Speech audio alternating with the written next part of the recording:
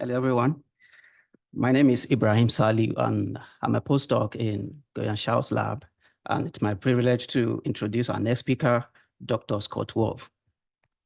Dr. Wolfe is a professor in the Department of Molecular Cell and Cancer Biology at the University of Massachusetts Chan Medical School. He received his PhD from Harvard University, after which he completed a postdoctoral fellowship at MIT. Dr. Wolfe's lab focuses on developing precision gene editing technologies, including more precise CRISPR Cas9 technologies for gene therapy.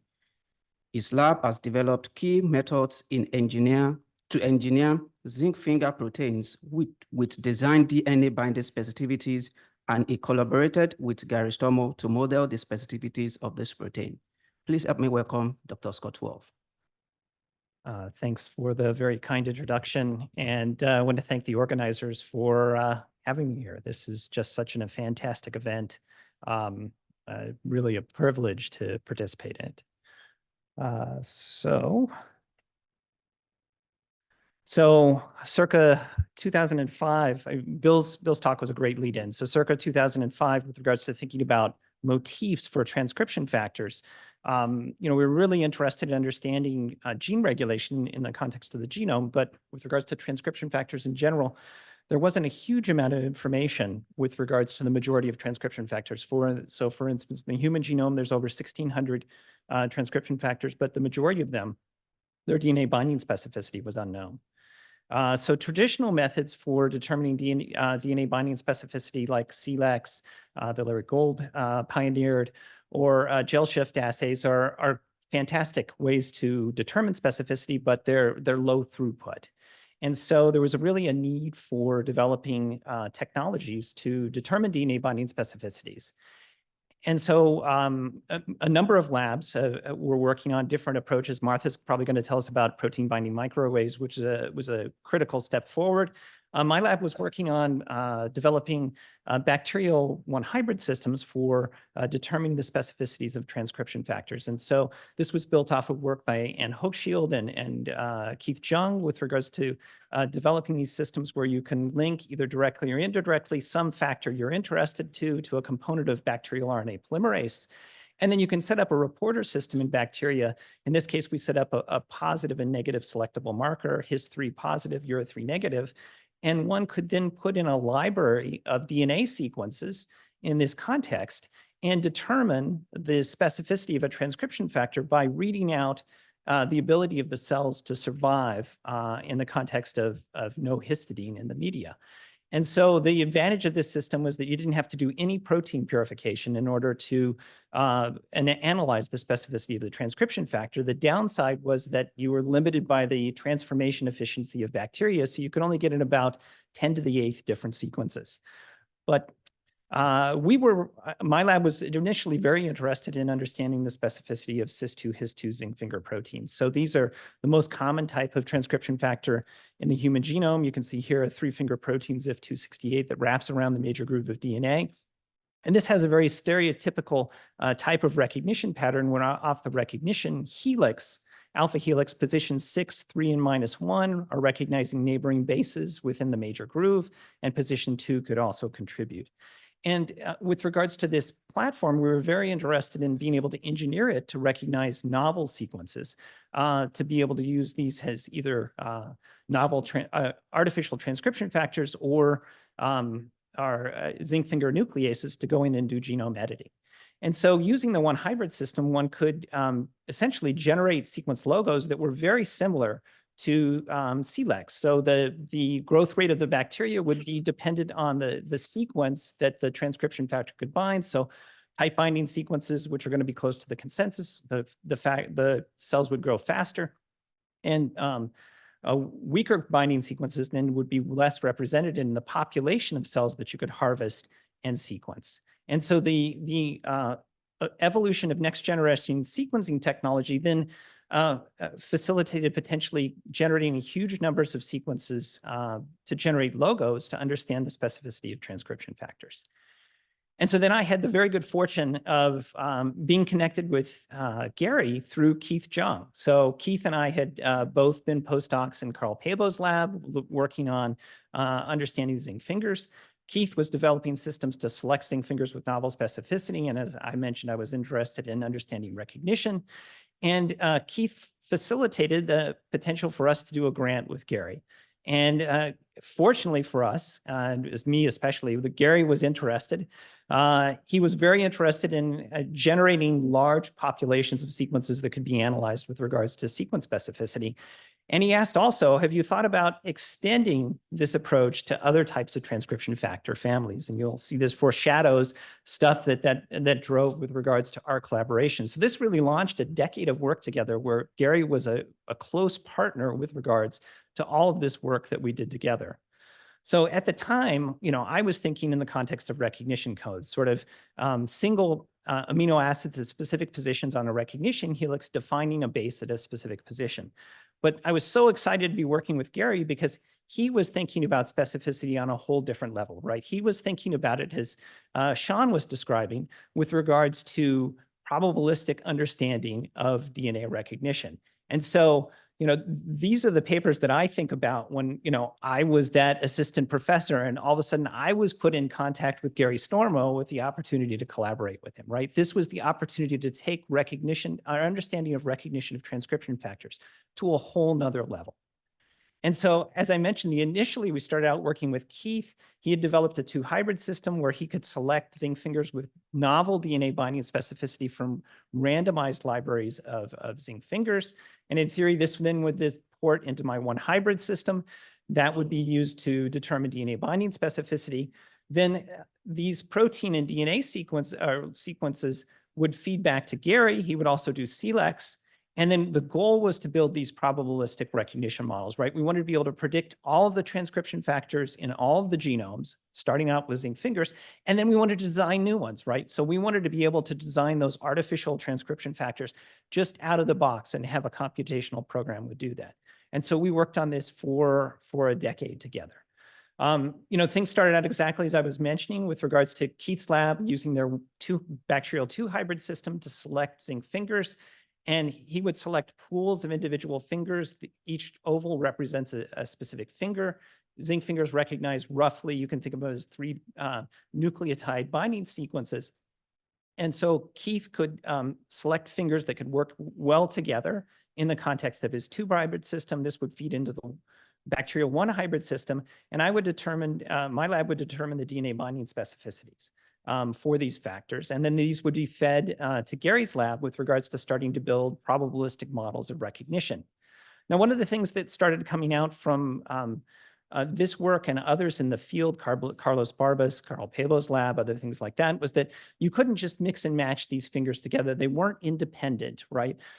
So at the finger-finger interface, this is recognizing neighboring base pairs. So there's only 3.4 angstroms between these base pairs. And so obviously recognition residues interacting with neighboring base pairs coming from neighboring fingers are going to influence one another. And so we got interested in understanding the context of these interfaces and what would make them click. And so my lab worked with the 1 hybrid system to develop libraries where instead of randomizing single fingers, the recognition motifs across them, we randomized pairs of fingers at the interface to try to select complementary recognition motifs across these interfaces, where we would select in the context, for instance, of all 16 possible dinucleotides here, in the context of different neighboring bases, where these sort of rainbow circles or represent positions that were randomized on the neighboring 2-finger motifs here.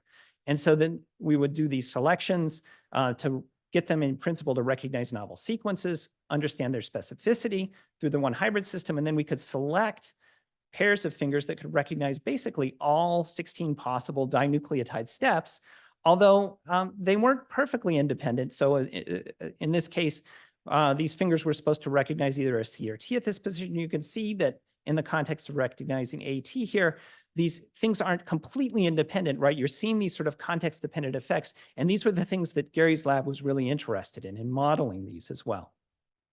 So we built large libraries from that as well. And then also we were interested in understanding the specificity of large families in the context of genomes. And we looked at zinc fingers in the context of Drosophila melanogaster.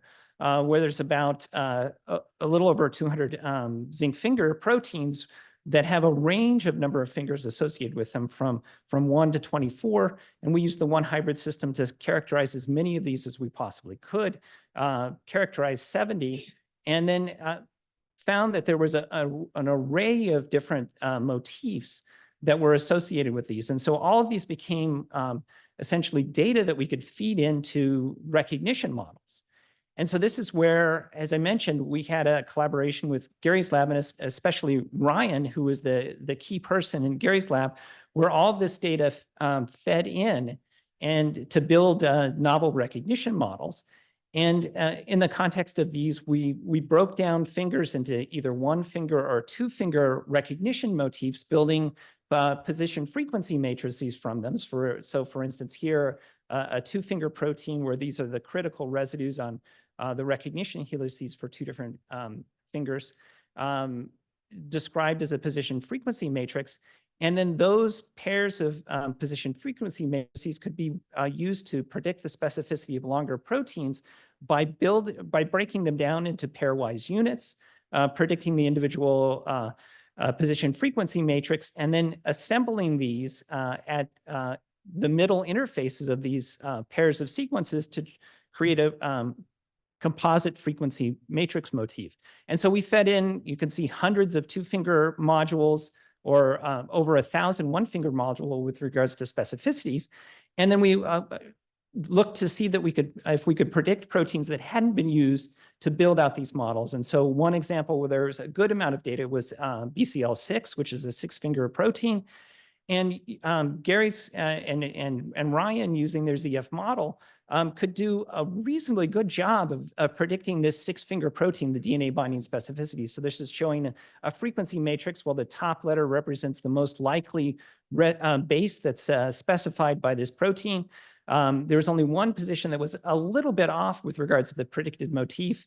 This is a motif built from chromatin immunoprecipitation data on BCL6 from cells, and then motifs determined by the bacterial one hybrid system, UC DePale's CLEX-seq method, and Martha Bullock's protein binding microarray. And you can see that we did a reasonable job of predicting the specificity. There was still work to go, and much has happened in the last decade. But we were getting to the point where we could start to make accurate predictions of DNA binding specificity. So then coming back to Gary's question, have you thought about extending this approach to other transcription factor families beyond zinc fingers? And so one other family that we were interested in was homeodomains. So this is the second most common type of transcription factor in the human genome. And the bacterial one hybrid system was perfectly suited for this. Homeodomains tend to have relatively small recognition motifs of 6 or 7 base pairs, easily covered with regards to the randomized library that you can build within bacteria to fully sample all DNA binding specificity. And then we did selections in the context of 2 zinc fingers to sort of position the homeodomain of interest over the randomized library. And so we were able to select the DNA binding specificity of the majority of homeodomains that are found in Drosophila melanogaster. And working with Ryan and Gary, we're able to associate these proteins not based on their protein sequence motifs, but now based on their DNA binding specificity, and group them into families based on these DNA binding specificities. So engrailed group and the Antindipedia group were the largest groups. And what we found is that basically you could cluster the majority of homeodomains, these 84, into 11 different specificity groups, where these are sort of representative recognition motifs that differ at specific positions. And you could correlate changes at specific positions like this CC here with lysine at position 50 on the recognition helix. So you could learn fundamental principles about recognition of homeodomains based on computational assemblies of these based on their DNA binding specificity. And we wanted to push this further and see, as I mentioned, that you've got 84 of these that recognize just 11 sequence motifs. So rough sequence motifs do homeodomains have the potential to recognize a broader array of specificities? And so what we did was we made libraries with regards to the recognition helix. I should have mentioned that homeodomains are a helix-turn-helix motif where you have a primary recognition helix and then an N-terminal arm that bind neighboring major and minor groove sequences within the double-stranded DNA. And so we randomized the majority of contact residues on the recognition helix and selected those to recognize 64 possible TA NNN sequences to look at the diversity of sequences that could be recognized by homeodomains. And amazingly enough, we could create homeodomains that were complementary to 44 of these 64 motifs with regards to the last 3 recognition positions. And then this became data that could be fed into these probabilistic recognition models by Ryan and to build out predictive models to predict the specificities of homeodomains. And so he and Gary predicted basically the majority of specificities for human homeodomains. And based on work that Martha and Tim Hughes had done on the mouse, we could tell that these predictive motifs were actually very representative. So the other thing about Gary was that not only is he a fantastic scientist, but he worked to bring the community together. And I just wanted to mention how he contributed to the field, at least when I was in it, with regards to thinking about protein DNA recognition.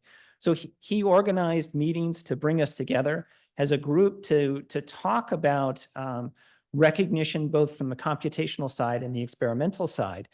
This was a conference where we got together in Banff and basically just spent 5 days talking about DNA recognition one-on-one. And the fantastic thing about what Gary organized here was that it created new collaborations, right?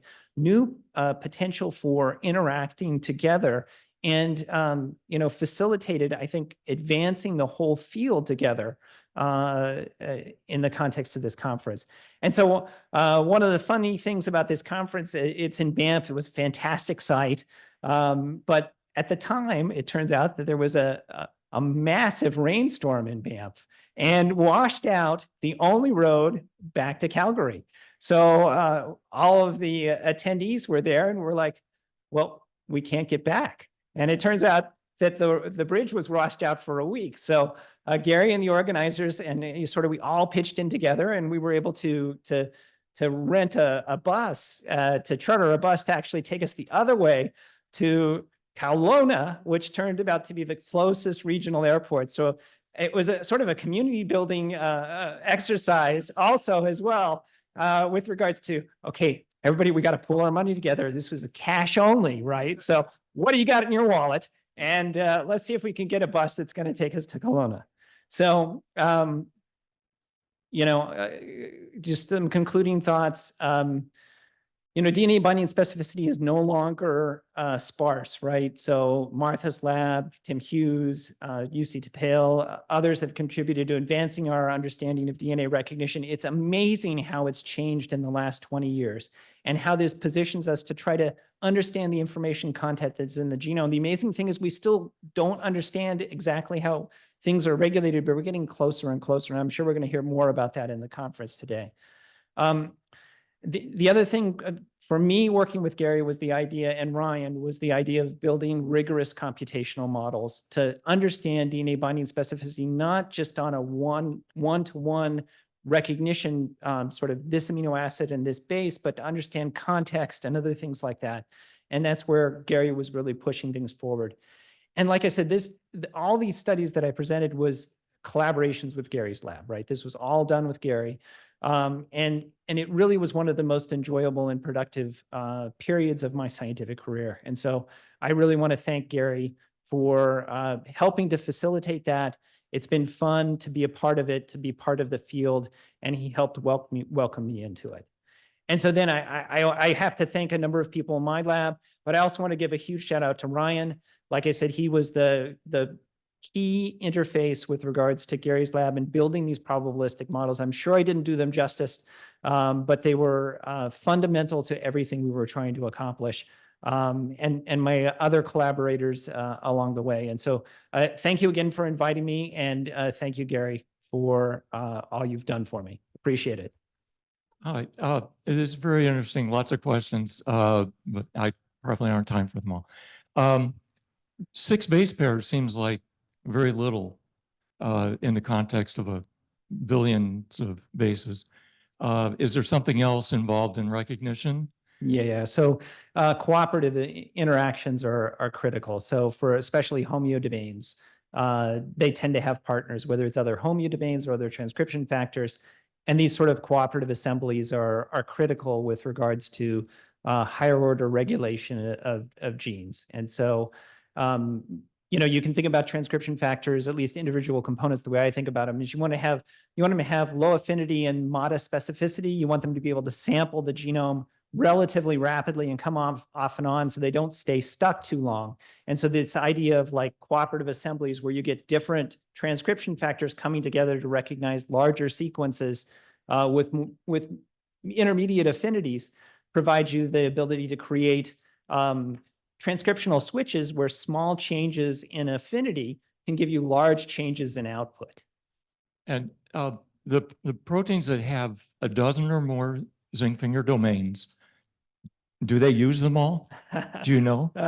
I'm not the best person to, anyway, Martha may have something to say about that as well. So sometimes they're like, they can use different subsets of fingers to recognize different sites. So some like CTCF may recognize larger sequences, but in many cases, they may be sort of like a Swiss Army knife. And you may have subsets of fingers that recognize different smaller motifs. So it really just depends. Some of the larger ones, though, like zinc fingers play important roles with regards to suppressing selfish genetic elements in our genome. And those probably are recognizing larger sequences and tend to be very specific for very large motifs in the genome.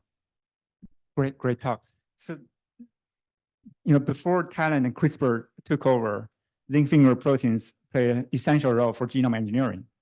I just wonder, how much of this context facilitated the engineering aspect using zinc fingers, because the context can be a challenge in this context, right? Yeah. So that's one of the things I didn't really go over just due to time constraints. But one of the things we were really interested was building zinc finger nucleases and having good specificity in order to have the ability to target specific loci without off-target effects in the context of the genome. So that was certainly for the zinc finger aspect, one of the driving forces with Keith's lab, my lab, many others, with regards to also trying to advance our understanding of DNA recognition by zinc fingers, was to be able to build out these genome editors. But like you said, they've been sort of surpassed these days by TALENs and then subsequently by CRISPR, which is just, it's almost like science fiction where it's taken us these days.